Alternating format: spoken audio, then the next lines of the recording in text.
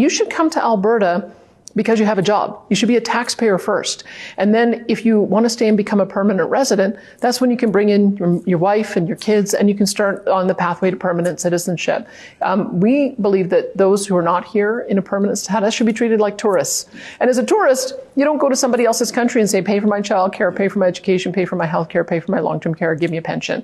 We have to get back to something approaching a consensus around immigration again. And so that's what we're going to be looking to Albertans to see if they want to give us a mandate to do that. What I've looked at in the UK, Keir Starmer, he's having this conversation about whether you have to work for 5 years before you are able to receive social services. I believe that's their current policy. They're talking about making a person wait 10 years. Newcomers maybe have a waiting period before they can get into social services. What are your ideas? Well, I guess a couple things I'd say is that I think that the federal government destroyed the historic consensus we've always had in Canada. We used to have an enviable immigration system based on points, bringing in professionals, giving extra points for people who had degrees and could speak one of the official languages, and they blew that up. That we received a very large number of temporary workers, refugees, family reunification, international students, pretty much everyone but the economic migrants that had always been the source of its success. And we're seeing it. It has brought our public services almost to the brink of collapse.